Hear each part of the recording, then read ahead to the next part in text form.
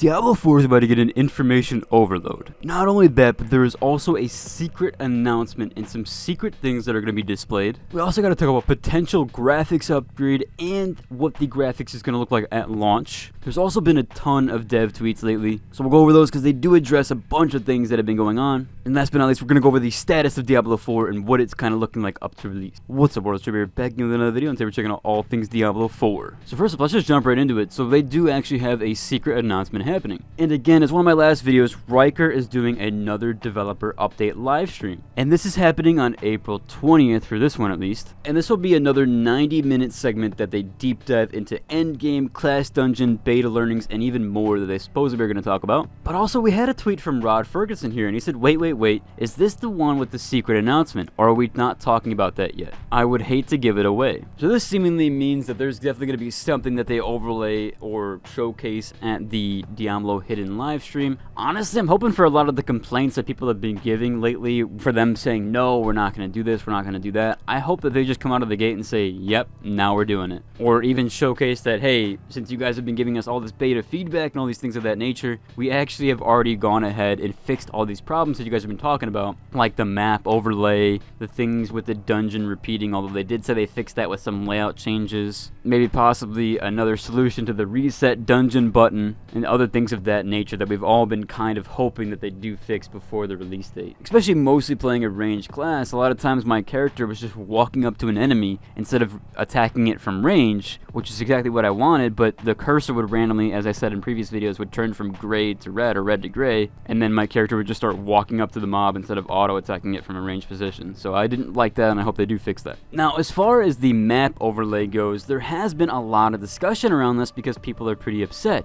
And I can definitely agree on one end because I really don't want to have to open my map fully over and over again to look where I'm going. So I really don't see why they can't do like a little mini overlay over the screen. I mean, even WoW has it now.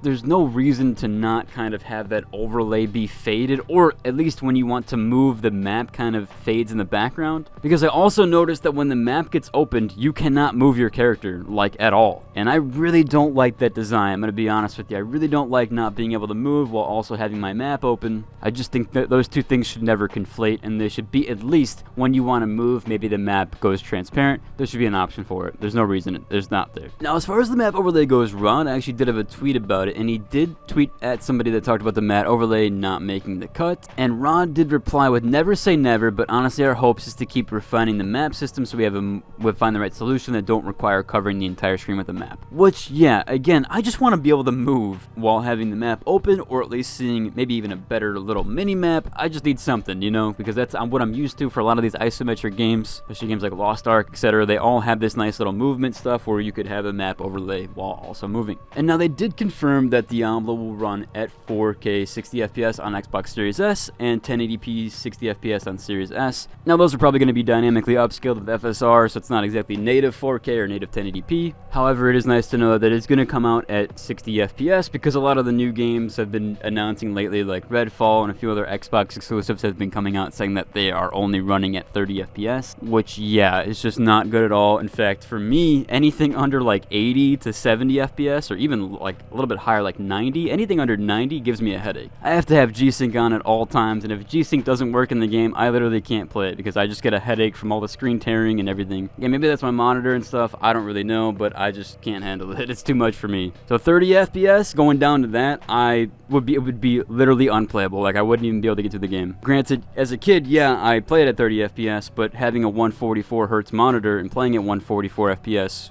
or at least 100 FPS in most games, kind of gotten used to that, and that's what I want. I want the smoothness over the graphic fidelity anyways, and I can still push high settings even at that frame rate. So again, it's really good to know that they are pushing for that 60 FPS instead of just getting the lackluster 30 FPS. Now, they also did announce that Diablo 4 has gone gold, which means that the game is done. Aside from like a day one patch, that means that the disc copies are being made, or at least for the Xbox and PlayStation, and that everything is good to go. That means the game is playable through and through. It doesn't necessarily need a patch, although day one patches usually do fix a lot of problems. But that's just to say that any feedback after this point is probably not going to make it into the final game. So whatever they've done, whatever they did from the beta, that's what it is. Now, there was also a screenshot leak of the paladin class. And that's pretty much what people have been hoping for. Now, some people say the image is fake, but it does look quite real. There are a few concerns with like the sword and stuff of that nature that people have pointed out. However, with this tweet that Rod gave out, I mean, it is confirmation that we're going to get a paladin class, but the image might not be necessarily real. However, Rod did tweet out saying that he wasn't trying to tease, and he was just trying to say that the reason that they didn't see anything about barbarians using shields was because we're leaning into the weapon mastery fantasy of them using 4 weapons so they can't use shields. Sorry for the confusion.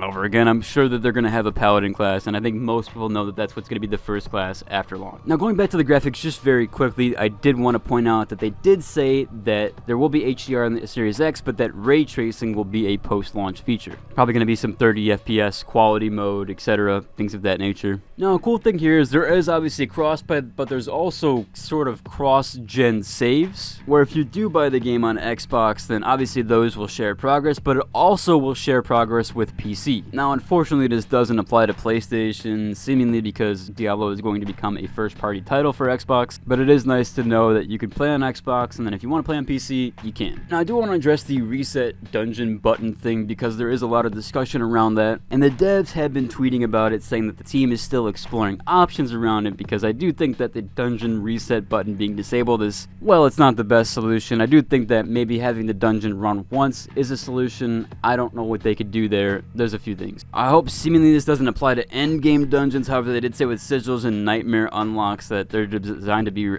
replayed and repeatedly done for the rewards, so it seems that they still left the endgame dungeons untouched, and I guess that's like my biggest concern, is that the endgame stuff is not being affected by some sort of leveling change. Now, as far as the secret announcement goes, some people do think that they are going to showcase some of the post-launch release stuff, like maybe even the paladin class, or because it's since leaked, they might even showcase that off. Some people think it's going to be some undisclosed endgame type of content, which, yeah, I do think it's going to be some endgame content that they haven't shown off yet. Or some people even pointed out some PvP stuff, like Battle Royale PvP, and that could be the case too. Now, someone had a good point here. They said most copium holy paladin class teaser, and then the most realistic would be a Twitch partnership at release for drops and or Twitch Prime loot, which I really don't think they're going to save that for a secret announcement, although I guess that wouldn't surprise me at this point. Or hey, maybe I even get my cow level that I wanted for the secret level stuff that I pointed out earlier. Although in some of my comments people thought that the secret level was immersion breaking, but they had it in Diablo 2, so I really don't think there's any excuse for that. And someone pointed out that because of the removal of the reset dungeon, that they might introduce an endless dungeon. They hinted at it before but never expanded on it. I have read, can't remember where. However, it looks like they did expand on it a little bit. They said Endless Gates is a dungeon in Diablo 4. The Endless Gate dungeon is located in Heizwar. I'm sure I'm pronouncing that wrong. Teleporters are located in the dungeon, which take players to the other dungeons. Every time the player enters a dungeon, the location they get sent to changes. So that could also be something there, especially with that dungeon button removal. However, that does about cover for today's video, and if you enjoyed it, like and subscribe, and to the next one.